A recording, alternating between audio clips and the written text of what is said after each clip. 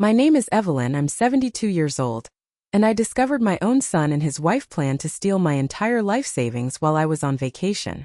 Before I tell you about the trap I set for them at the bank, let me know where you're watching from in the comments.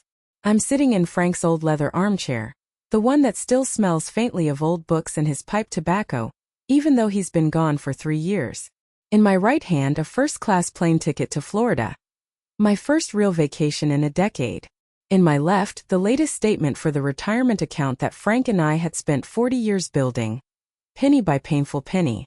Both were trembling. The world I thought I knew, the family I thought I had been shattered just 10 minutes ago by a 7-year-old's whisper. Just 10 minutes ago, my grandson Leo was curled up on my lap, his small fingers twisting the hem of my sweater. He's usually a whirlwind of energy, all scraped knees and breathless stories about superheroes. But today he was quiet, his little body tense against mine. He buried his face in my shoulder, and his voice was so quiet I almost missed it. "Grandma," he whispered, his breath warm against my neck. "When you go to Florida, Mom and Dad are going to take all your money." The words didn't register at first. They were just sounds disconnected from reality. "What did you say, sweetie?" I asked, stroking his hair. I figured I must have misheard him. Kids say the strangest things. He pulled back, and his big brown eyes, so much like my Frank's, were filled with a seriousness that no child should ever have to carry. "I heard them," he said, his voice cracking. "Last night. I was getting a glass of water and they were in the kitchen. They didn't see me." A cold dread began to creep up my spine, slow and heavy. 6 months ago I had a bad fall. I slipped on some ice getting the mail and ended up with a broken hip and 2 weeks in the hospital. The experience scared me. It was the first time I had ever felt truly frail, truly old. While I was recovering, my son Mark sat by my bedside, his face etched with worry. He held my hand and told me he couldn't bear the thought of something happening to me, of my finances being in disarray. He suggested so gently, so logically, that he should be a co-signer on my accounts, just in case, so he could pay my bills, manage things if I ever got sick again. It was a decision born out of love, out of a mother's instinct to protect her only child's peace of mind. I called my lawyer the next day and had the paperwork drawn up. I had signed my trust over to him without a second thought. "Are you sure, Leo?" I whispered, my own voice now a stranger to me. "That's a very serious thing to say." Tears welled up in his eyes and began to spill down his chubby cheeks. He nodded fiercely. "Dad said you were getting too old and forgetful to handle all that money from the inheritance. He said you don't need it." Leo's little face crumpled. "And Mom? Mom said it was going to be there someday anyway, so why wait?" A punch to the gut. No, it was worse. It felt like my heart had been ripped out of my chest and stomped on the floor. Too old. Forgetful. The words echoed in my head, spoken by my only son, the boy I had raised, the man whose college education, whose wedding, whose down payment on his first house had come from the very money he now felt entitled to. The money Frank and I had sacrificed for. Working 16-hour days at our hardware store, missing our own vacations, putting every spare dollar away for a future he was now planning to steal.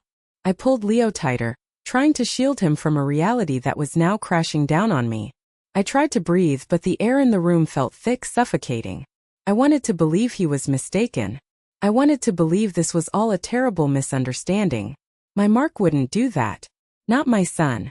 And then, as if on cue, my phone buzzed on the end table beside me. The sound was unnaturally loud in the silent room.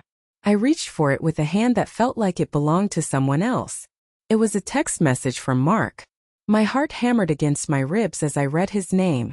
Maybe this was a sign. Maybe I could just ask him, and he would laugh and tell me how ridiculous this all was. I swiped the screen open, my thumb shaking so badly it took 3 tries. The message itself was simple enough, almost casual. "Hey Mom. Just checking in. What time is your flight on Tuesday?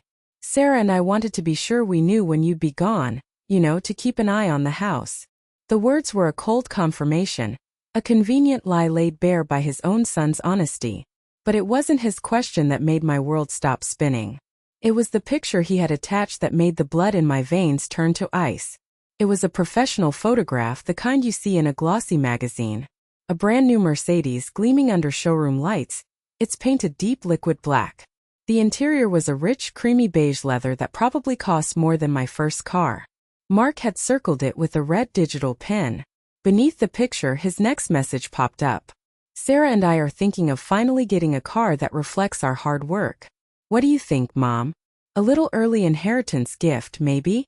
Inheritance. The word hung in the air, cold and sharp.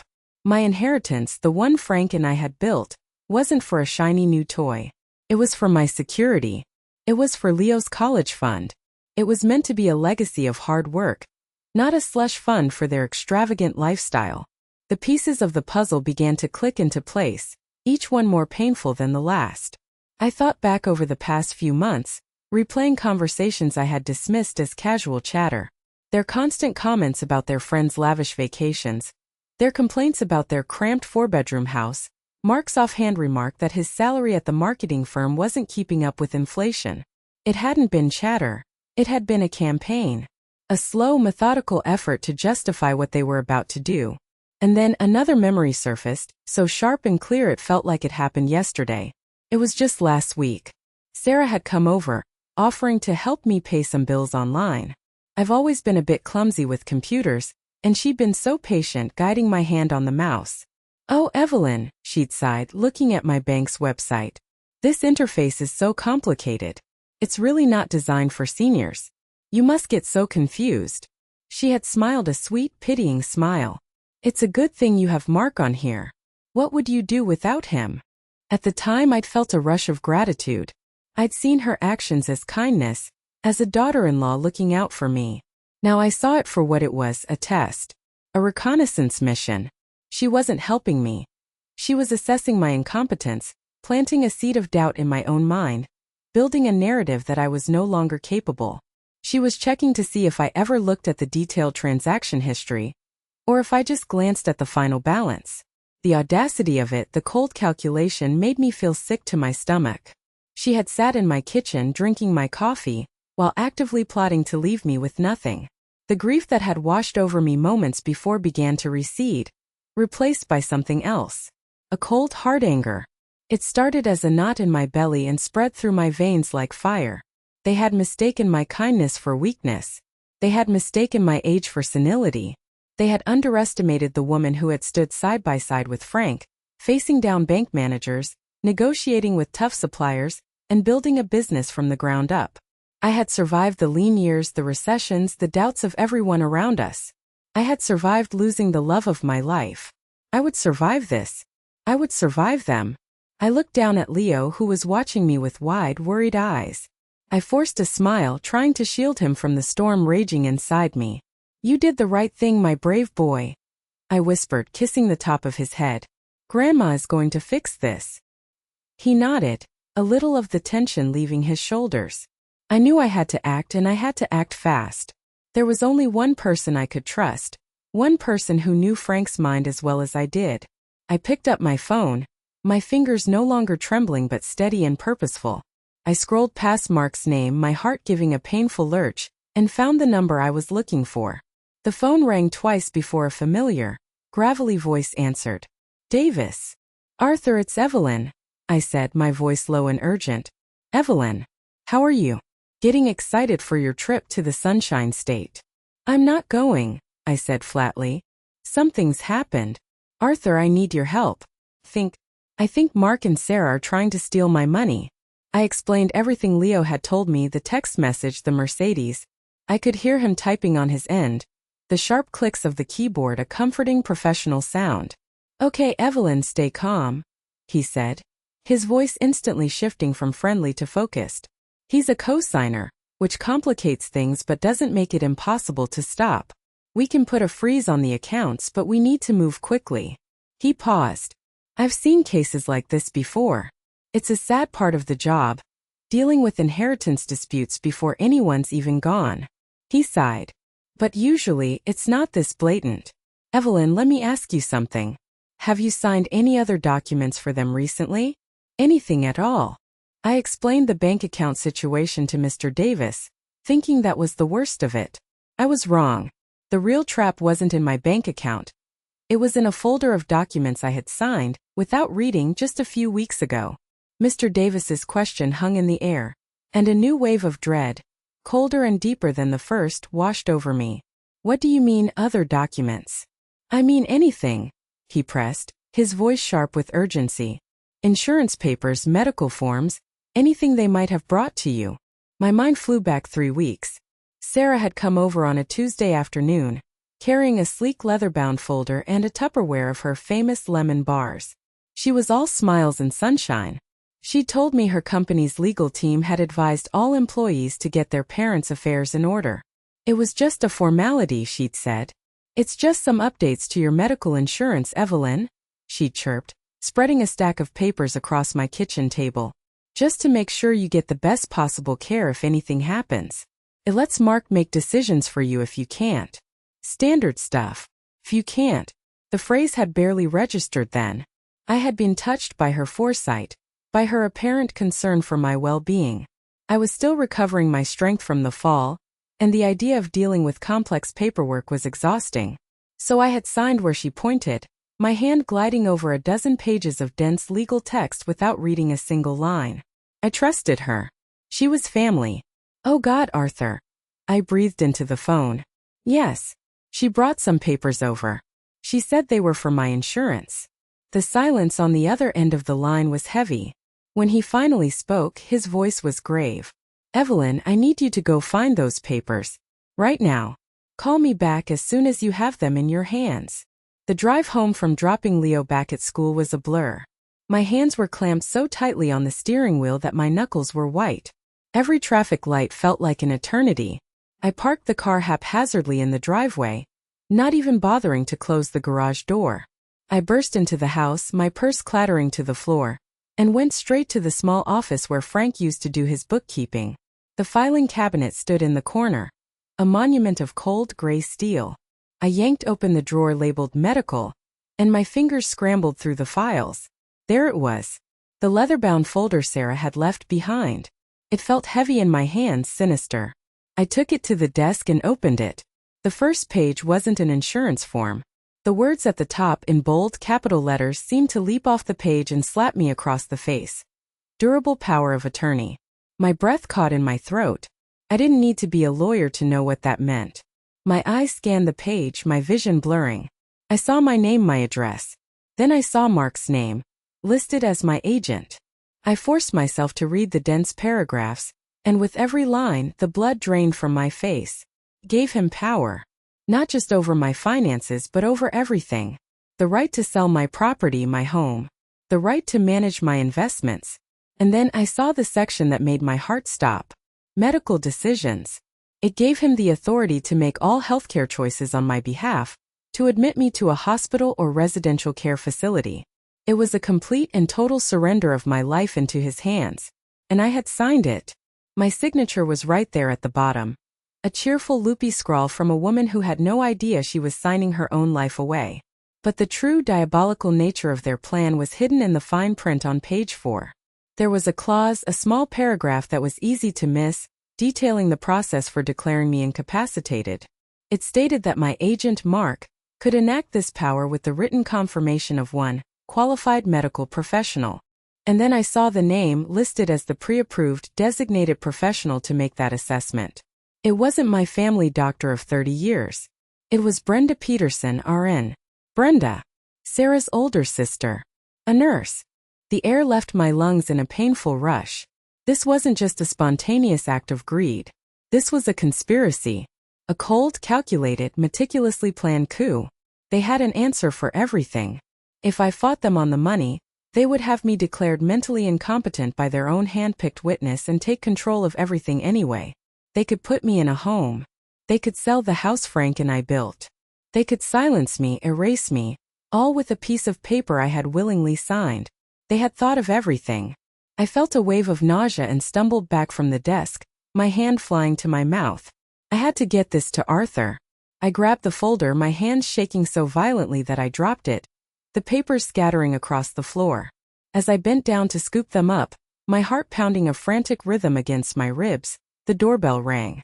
The chime echoed through the silent house like a gunshot. I froze, my hand hovering over the scattered documents.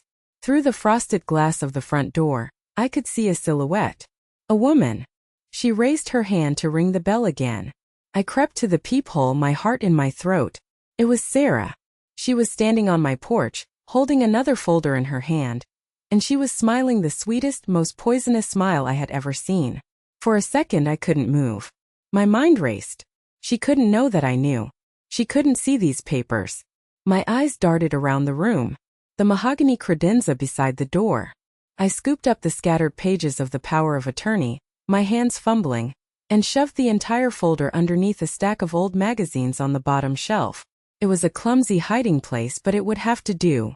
I took a deep, shuddering breath, smoothed down my sweater, and walked to the door, forcing my face into a mask of placid, grandmotherly surprise. "Sarah, what a nice surprise," I said, opening the door. Her smile widened, but it didn't reach her eyes. Her eyes were like a shark's, flat, cold, and assessing. "Hi, Evelyn. I was just in the neighborhood and thought I'd pop in. See how the packing for your big trip is going." She breezed past me into the entryway, her expensive perfume filling the air. "Oh, I won't stay long. I actually just have one more little thing for you to sign. The last piece of the puzzle. Then you can relax and not worry about a thing." She followed me into the living room and sat on the edge of the sofa, placing the new folder on the coffee table with a soft thud. It looked identical to the other one. She was a predator, returning to the scene of the crime. "What is it this time?" I asked, trying to keep my voice light. I sat in Frank's armchair, putting the coffee table between us. It felt like a flimsy shield. "It's just an update for the deed to the house," she said, her voice dripping with casual sweetness. "My lawyer, our lawyer, said it's a smart move to add Mark's name to it now. It's called a quitclaim deed. It just makes the eventual inheritance process so much smoother. Avoids probate court, all that legal mess. We're just trying to make things easier for you down the road." Down the road. When I was gone, or when they had put me away, they wanted my money, my life, and my house. Frank's house. The house we brought Mark home to from the hospital. The walls held the memory of every birthday, every Christmas, every scraped knee. And she was talking about it like it was just another asset on a balance sheet. The cold anger I'd felt earlier returned, but this time it was different. It was a shield. It gave me strength. I looked her straight in the eye. "No," I said. The smile on her face faltered for a fraction of a second. "No? What do you mean no?" "I mean no, thank you, Sarah. I don't want to sign anything else right now. There's been too much paperwork lately. My head is swimming. I think I'll wait until after I get back from Florida to think about it. I needed to buy time. I needed to get that other folder to Arthur." A flicker of irritation crossed her face before she masked it again. "Oh, Evelyn, don't be silly. It will only take a second. The notary is waiting for my call. We should really get it done today while it's on our minds." "My mind is on packing," I said firmly. "I'll deal with it when I get back." Her posture stiffened. The sweet daughter-in-law persona was cracking, and the cold, greedy woman underneath was beginning to show. "Why are you being so difficult about this? After everything we're doing to help you?" she snapped, her voice losing its sugary edge. "You've been so forgetful lately. Mark and I are just worried about you. We're trying to protect you." There it was again. The narrative. "You're old. You're forgetful. You're incapable. Let us take care of everything." It was a threat disguised as concern. She stood up abruptly, her movements sharp and angry. She began shoving the documents back into her folder. Then she paused and turned to me, her eyes narrowing. "Leo was here earlier, wasn't he?" My blood ran cold. "Yes, he was." "Why?" "He's been acting strange lately. Quiet. Asking questions about money," she said, watching my face for any reaction. "You haven't been filling his head with any silly ideas, have you, Evelyn? He's just a child. He doesn't understand complex things like finances and planning for the future." It was a direct warning. "We know you talked to him. Keep him out of it." She was threatening my grandson. My brave, sweet Leo. At that moment I wanted to scream at her, to throw her out of my house, to tell her I knew everything. But I couldn't. Not yet. The trap wasn't ready. I kept my face a perfect blank. "Children ask questions, Sarah. It's normal. I wouldn't worry about it." She stared at me for a long moment, a silent battle of wills passing between us. Finally, she seemed to decide I was just a clueless old woman. She huffed. Fine. Have it your way. But don't come crying to us when something happens and we can't help you because you refused to sign a simple piece of paper. She turned and marched to the door. Have a good trip, she said over her shoulder, the words dripping with sarcasm. I waited until I heard her car engine start and fade down the street. The second she was gone, I flew to the credenza, grabbed the hidden folder, and ran out the back door to my car. Every second now felt borrowed. Every tick of the clock was the sound of my future, my freedom slipping away. The race had begun. I broke every speed limit on the way to Arthur's office downtown. I ran from the parking garage, the leather folder clutched to my chest like a shield. His secretary showed me straight in. Arthur was standing by the window, his back to me, looking out over the Chicago skyline. He turned as I entered, and the friendly demeanor was gone. His face was set in grim professional lines. Let me see it, he said, no preamble. I placed the folder on his massive oak desk. He sat down and began to read, his eyes moving quickly over the pages. I watched his expression change from serious to stony, then to barely concealed rage. He let out a low whistle when he got to the clause about Brenda. This is premeditated, he said, his voice a low growl. This isn't just greed, Evelyn. This is a meticulously planned financial execution. They've tried to build a legal cage around you. He looked up at me, his eyes sharp. But every cage has a key. He stood up and began to pace, the energy in the room shifting. I had come in feeling like a victim, like prey. But watching Arthur, I felt a spark of hope. He wasn't a lawyer anymore. He was a general mapping out a battle. Okay, he said, stopping in front of his desk. They're expecting you to be on a plane to Florida on Tuesday morning. They believe they have a power of attorney that gives them control, and they have cosigner access to your funds as a backup. They feel invincible. That's their mistake. We're going to use that arrogance against them. He leaned over his desk, his voice dropping. We are going to fight fire with fire. Here is the plan. It has 3 parts and we will execute them all simultaneously tomorrow morning. Timing is everything. He held up one finger. First, severing access. I'm not just going to call the local branch manager. That's what they'd expect. I'm going straight to the top, to the bank's corporate legal department and their elder abuse and fraud division. I have contacts there. I will file an emergency legal injunction. I'll tell them we have evidence of a conspiracy to defraud a vulnerable senior. We will invoke federal banking regulations. By noon tomorrow, we will have a court order that not only freezes every account, but legally severs Mark's name from them entirely. He won't just be locked out. He will be erased. He held up a second finger. Second, the fortress. While I'm doing that, my associate will be setting up a new, impenetrable financial structure for you. We're not just moving your money. We are liquidating the key assets and transferring the funds into an irrevocable living trust at a completely different financial institution. You and I will be the only trustees. An irrevocable trust is a legal fortress. Once the money is in there, nobody can touch it without a significant court battle. A battle they will not be able to win. Finally, he held up a third finger, a grim smile touching his lips. Third, and this is the most important part, the trap. We will file to have this fraudulent power of attorney officially revoked first thing in the morning. But, and this is the key, we will instruct the notary's office to delay sending the official notification of revocation to Mark and Sarah. We'll schedule it to be delivered via certified courier at exactly 10 a.m. on Tuesday. Right around the time they'll be confidently strolling into the bank, thinking you're 30,000 feet in the air. I stared at him, my mind trying to process the audacity of it. So, they'll walk into the bank, thinking they own the world, Arthur finished, his eyes gleaming. They will present the power of attorney to the bank manager. The manager will type it into the system and see that it has been legally revoked. They will then try to use their cosigner status, and the manager will see that a legal injunction has removed them from the accounts. They will be rejected. They will be humiliated.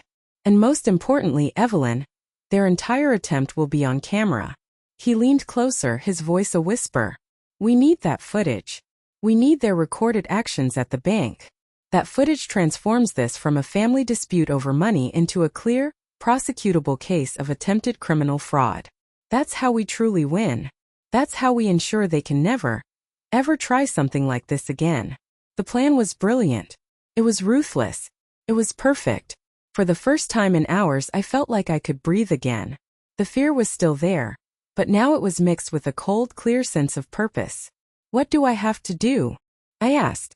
Arthur's expression softened slightly. You have the hardest job of all. You have to go home, pack your bags, and act like the loving, clueless mother who is excited for her trip. You have to answer their calls, reply to their texts, and play your part until the very last second. Can you do that? I thought of Leo's trusting eyes. I thought of Frank's memory. I thought of the 40 years of work they were trying to erase. Yes, I said, my voice ringing with a conviction I hadn't felt in years. I can do that. The plan was in motion. Everything was ready. All I had to do now was go home and play the part of the lamb, right before I revealed the wolf hiding underneath. I drove home under the cloak of the setting sun, the city lights of Chicago beginning to twinkle against the darkening sky. The house felt different when I walked in. It was no longer just my home, it was a stage. And I had the performance of a lifetime to deliver. I went upstairs and pulled my largest suitcase from the top of the closet. I laid it open on the bed and began to pack. I moved on autopilot, my hands folding sundresses I would never wear and packing sandals that would never touch Florida sand. Each item was a prop. Each movement was part of the charade. I picked up a framed photo from my nightstand. It was from Mark's 8th birthday. He was grinning, a gap where his 2 front teeth should be, chocolate cake smeared all over his face. Frank had his arm around him, laughing. We were a family then. Happy. What happened to that boy?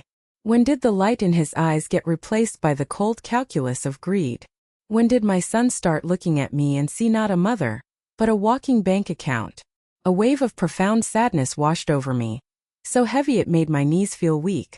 I sank onto the edge of the bed, the photograph clutched in my hand. This wasn't just about money.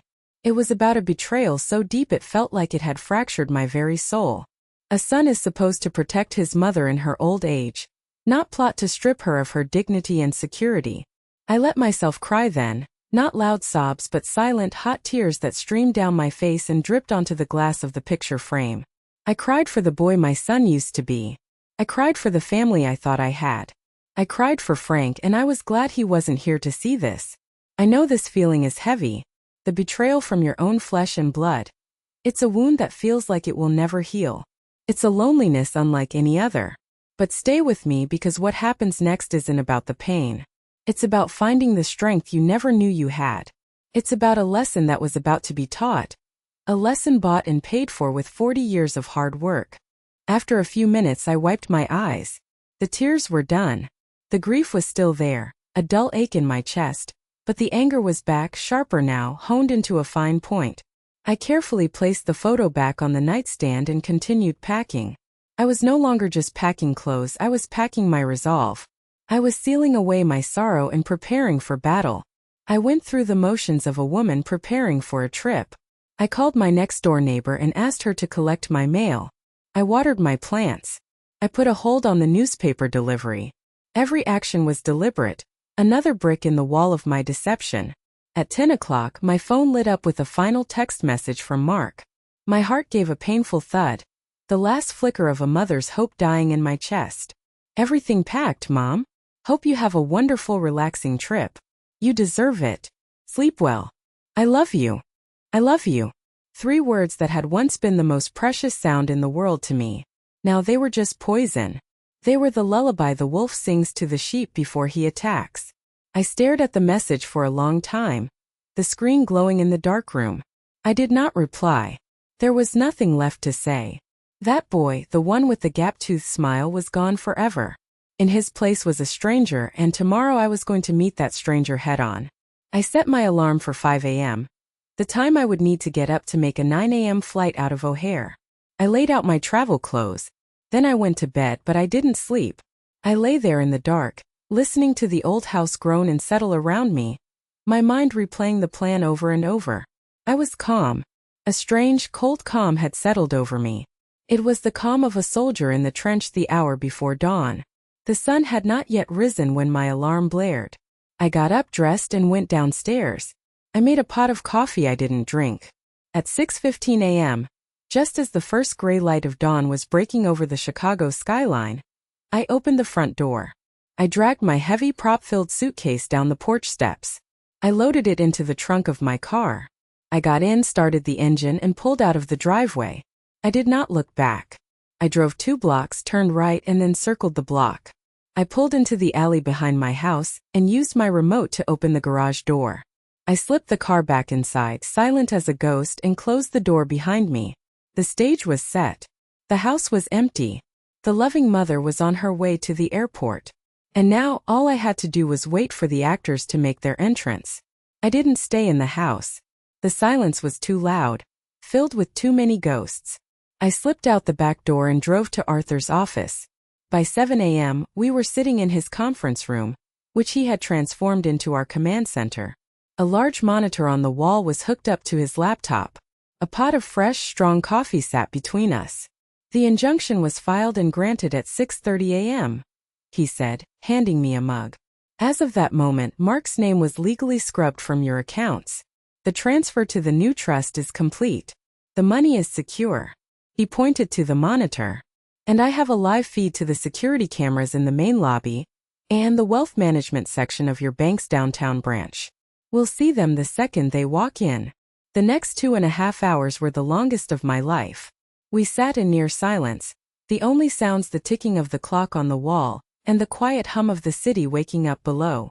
Every car that passed on the street made me jump. Every phone that rang in the outer office made my heart leap into my throat. And then at 9:47 a.m., Arthur pointed to the screen. Showtime, Evelyn. There they were. Mark and Sarah, stepping out of a taxi and walking through the revolving glass doors of the bank. They looked like a power couple from a magazine. Sarah was wearing a sharp black pantsuit and carrying an expensive-looking leather briefcase. Mark had on a tailored suit, his hair perfectly combed. They radiated an aura of confidence, of entitlement. They owned the world and they were walking in to claim their prize. They didn't go to the regular teller line. They walked straight to the cordoned-off section for private clients, the place where you go for transactions involving large sums of money. We watched as Sarah approached the desk of a well-dressed executive. She smiled her brilliant, false smile, and we could see her talking, gesturing towards the briefcase. She slid her driver's license and a sheaf of papers across the desk. It was the power of attorney. The executive, a man in his 50s with graying temples, smiled back politely and began typing at his computer. We watched his face. For a moment, nothing. Then a subtle change. A slight furrowing of his brow. He typed again, then leaned closer to his screen. He said something to Sarah. Her smile tightened. She shook her head and said something back, pointing emphatically at the papers. The executive's polite mask remained, but he shook his head slowly. He picked up his phone and made a call, his voice low. Sarah's body language began to change. She tapped her foot impatiently. She crossed her arms. Mark, who had been standing back, looking around the bank lobby like he was measuring it for new curtains, walked over and put his hand on her arm. They had a hushed, tense conversation. The executive hung up the phone. A moment later, the branch manager, a woman I recognized, came out of her office and walked over to the desk. She looked at the screen, then at Mark and Sarah. She spoke to them calmly, but we could see the tension escalating. Sarah's face was turning red. She was talking quickly now, jabbing her finger at the manager. Mark was trying to calm her down, but he looked confused, his own confidence beginning to fray at the edges. "She's trying to pull rank," Arthur murmured, a grim satisfaction in his voice. "It won't work." We watched as Sarah, in a fit of pique, pulled out her phone. She stabbed at the screen with her finger. "Ah," Arthur said. "Phase 2 of their plan. She's calling her sister, the nurse. She's likely trying to get Brenda to fax over some sort of medical confirmation of your incompetence. But it's useless. The document she's relying on was legally nullified hours ago. The system has it flagged." The manager said something final, her expression firm, and turned to walk away. Sarah stared after her, her mouth hanging open in disbelief. Then her face contorted into a mask of pure fury.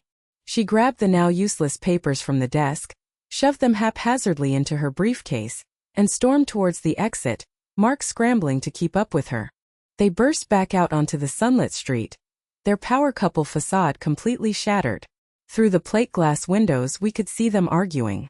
Sarah was shouting, her hands flying. Mark was holding his hands up, trying to placate her. They looked like what they were. Common thieves whose heist had gone disastrously wrong. They disappeared from the frame. For a moment the screen was just a placid image of the bank lobby. The trap had been sprung. It had worked perfectly.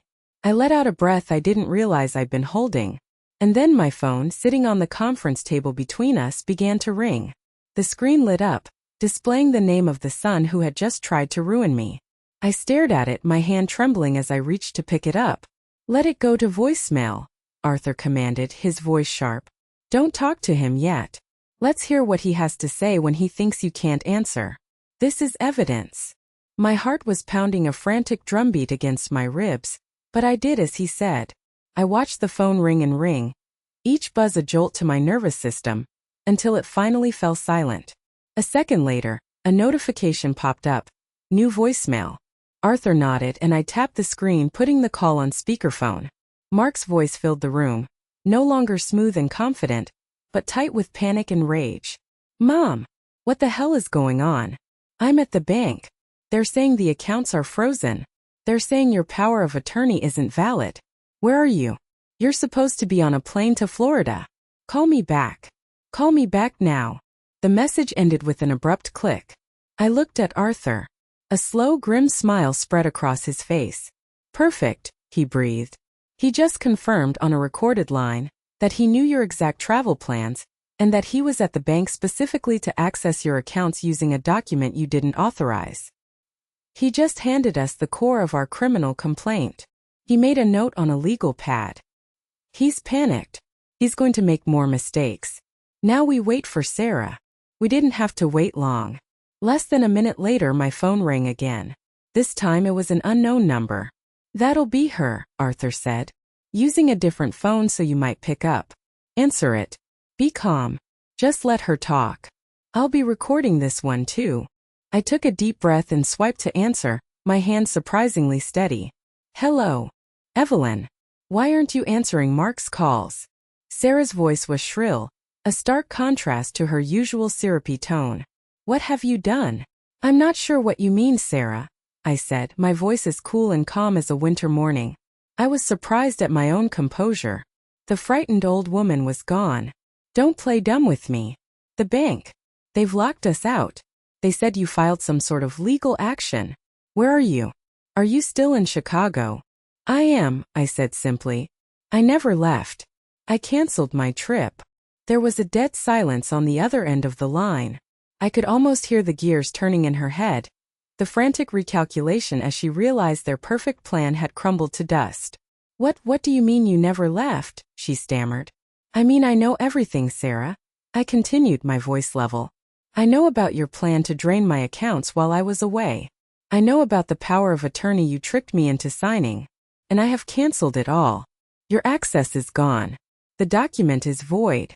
You can't do that," she shrieked, her voice rising in hysteria. "We were just trying to help you. To protect your assets. Protect them from whom, Sarah? From me? Or protect them for yourselves? For your new Mercedes?" Another stunned silence. Then the dam of her composure broke completely. The desperation, the entitlement, the pure, unadulterated greed came pouring out in a torrent of rage. "That money was going to be ours anyway," she screamed into the phone, her voice cracking. "It's Mark's inheritance. He's your only son. We have needs. You're just sitting on all that cash, you don't even use it. It's not stealing when it's family. It's just speeding up the process." I looked over at Arthur. He was staring at me, his eyes wide, and he slowly, deliberately, pumped a victorious fist in the air. That was it. That was the confession. The undeniable proof of their motive, their intent, their utter lack of remorse. She had just admitted to everything. "What you did, Sarah," I said, my voice now like ice, "is called fraud. And the document you lied about is called forgery. These are crimes. You're a paranoid old woman," she spat. "No one will believe you over us. We're your family. My lawyer believes me, I said, the words falling like chips of stone. The bank believes me. The security cameras at the bank believe me. And I have one more witness you seem to have forgotten about.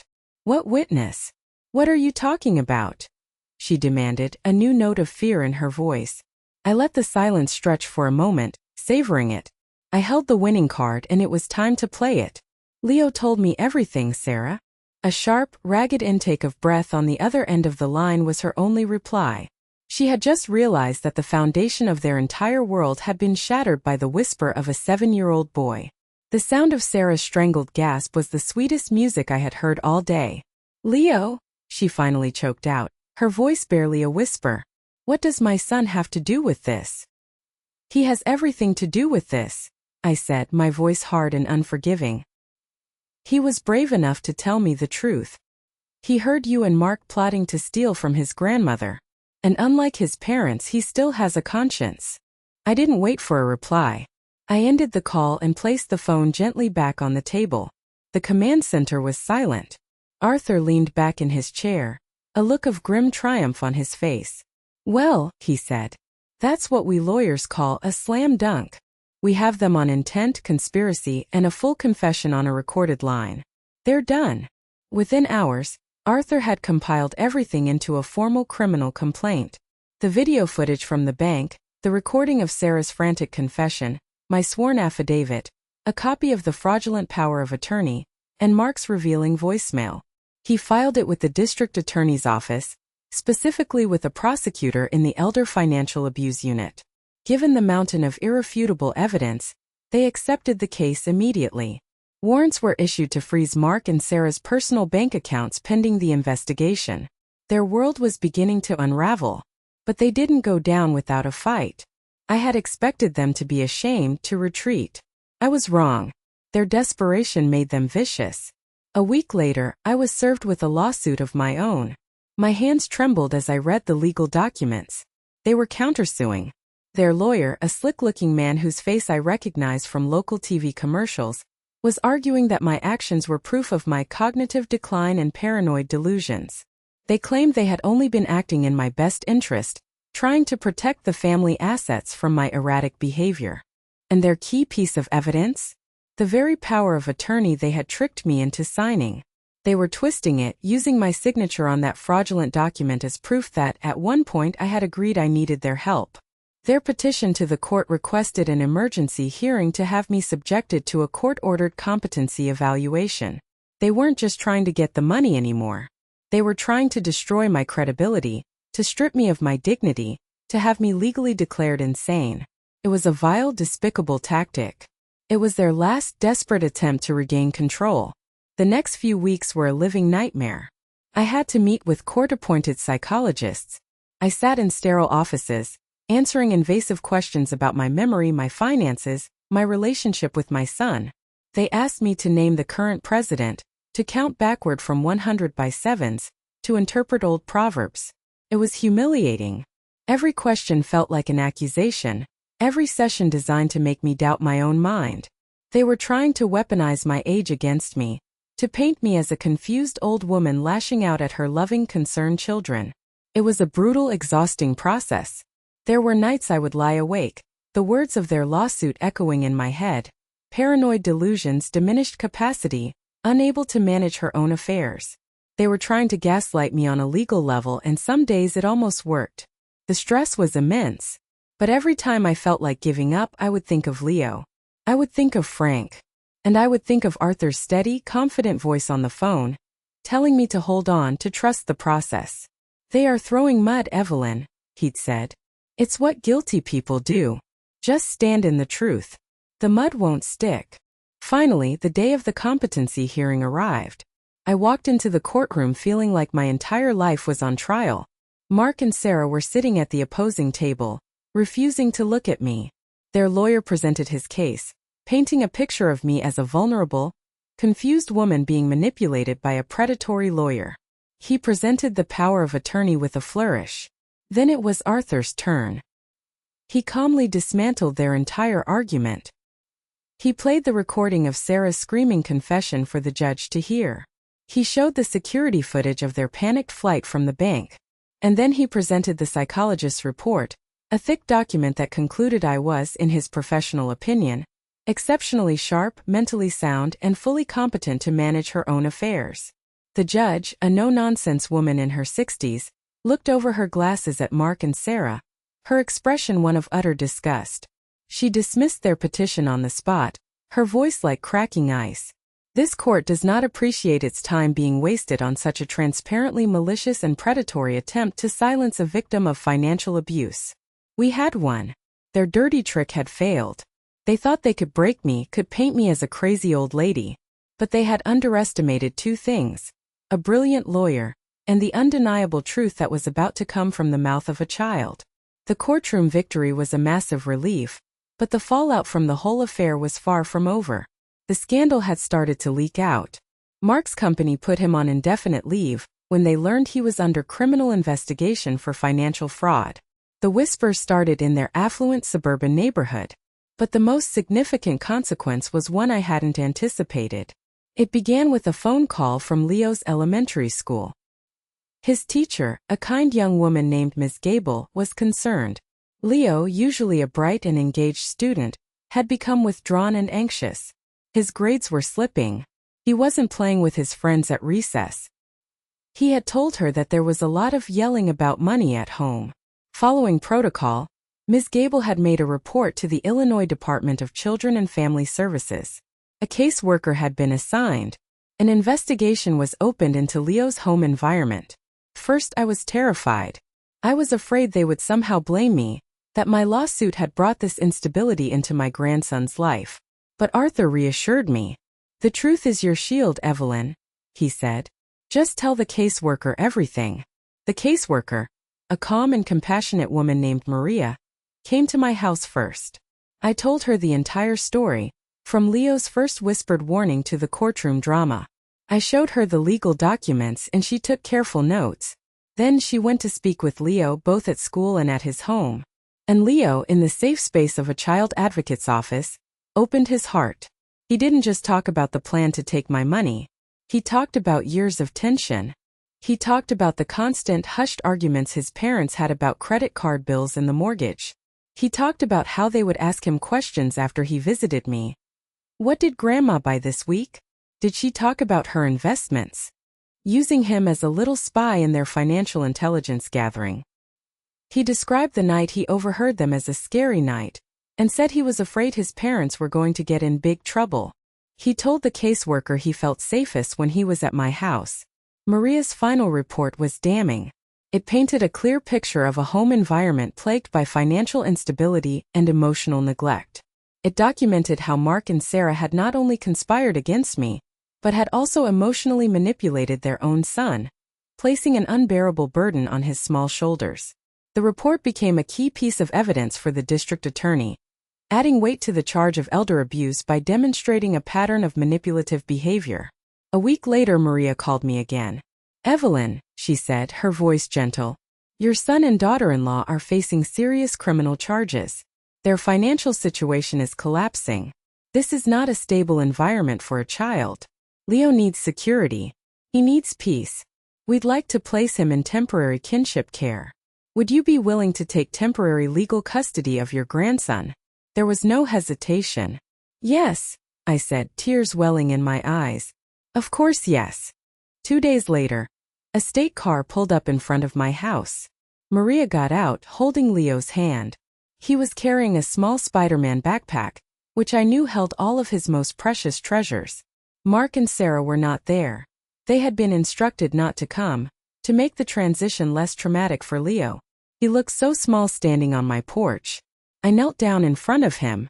"Hi, sweetie," I said softly. He looked up at me, his big brown eyes searching my face. And for the first time in months, I saw a genuine hopeful smile spread across his lips. He dropped Maria's hand, ran the last few steps, and threw his arms around my neck, burying his face in my shoulder. I held him tight, feeling the small, sturdy warmth of him, and I knew I was holding my entire world. We walked inside, hand in hand. I showed him to the guest room, which I had hastily redecorated with new Star Wars bedding and a bookshelf filled with books I thought he would like. He looked around the room, his eyes wide. He put his backpack carefully at the foot of the bed. That night, after we had read 2 chapters of Harry Potter, I tucked him into bed. He looked up at me from the pillow, the light from the hallway casting a soft glow on his face. "Grandma?" he asked, his voice small. "Yes, my love. Are we safe now?" The question was so simple, so profound. It broke my heart and stitched it back together all at once. I smoothed the hair back from his forehead and kissed him gently. "Yes, my brave boy," I whispered, my voice thick with emotion. "We're safe now." And for the first time since this nightmare began, I knew with absolute certainty that it was true. Facing a mountain of evidence and the damning report from Child and Family Services, Mark and Sarah's legal battle crumbled. Their high-priced lawyer advised them that going to trial would be a disaster. The prosecution offered them a plea deal. If they pleaded guilty to lesser charges of conspiracy to commit fraud and financial exploitation, they could avoid prison time. They took the deal. The judge was not lenient in her sentencing. They were each given 3 years of probation, ordered to pay full restitution for all of my legal fees, and were mandated to attend financial counseling and parenting classes. And then came the final, most significant blow. The judge issued a permanent restraining order. They were forbidden from contacting me or Leo, directly or indirectly, for the rest of their lives. The temporary custody I had been granted became permanent. I was officially Leo's legal guardian. The consequences for their lives were swift and brutal. Mark was fired from his job. With a criminal record for fraud, he found it impossible to get another position in the corporate world. Sarah's real estate license was suspended. They were forced to sell their oversized house in a short sale to cover their mounting debts, the proceeds barely enough to satisfy the bank. The last I heard, they had moved into a small rented apartment on the far outskirts of the city. Their reputation was destroyed, their social circle vanished, and their future was a bleak landscape of their own making. That was 5 years ago. Today Leo is 12 years old. He's a wonderful young man, bright, funny, and kind. He's at the top of his class, plays goalie on his soccer team, and has a passion for building complex Lego sets on our living room floor. He is the light of my life, the unexpected gift that emerged from the darkest period I have ever known. The house is no longer quiet. It's filled with the sounds of his laughter, the music he plays, and the endless questions of a curious mind. He is happy. He is thriving. He is safe. I made sure of that. The inheritance from Frank, the money they had so desperately tried to steal, is now locked away in the irrevocable trust Arthur helped me create. It's now the Leo's Future Fund. It will pay for his college education, help him start a business, or provide a down payment for his first home. It is his legacy now, protected from all predators, especially those who share his blood. Last year a letter arrived. There was no return address, but I recognized Mark's handwriting immediately. My first instinct was to throw it in the fire. But curiosity got the better of me. I opened it. It was a long rambling letter, filled with self-pity and blame. He wrote about the crushing weight of their debts, the pressure from Sarah, the mistakes he'd made. He apologized, but his apologies were hollow, tangled up in excuses. He said he hoped that one day, I could find it in my heart to forgive them. He said he missed his son. I read the letter once, then I walked into my office and fed it into the shredder. Some betrayals cut too deep for forgiveness. Some wounds can only be healed by cutting the source of the infection away for good. I did not do this out of spite, but out of a fierce protective love for the new life Leo and I had built together. Our peace was more valuable than his empty words. Money is a strange thing. It can build a life, but it can also reveal the rot that lies hidden within a person's soul. The lesson I learned wasn't about protecting my finances. It was about protecting my spirit. I learned that sometimes the greatest act of love is to build a wall, not to keep others out, but to protect the precious life you have on the inside. Betrayal can indeed come from the people you least expect, the ones you have loved the most. But I also learned that courage, resilience, and truth can come from the most unexpected places, too. Sometimes, in the quiet whisper of a 7-year-old boy. Thank you so much for listening to my story. It wasn't an easy one to tell. I'd like to ask, has anything like this ever happened in your family?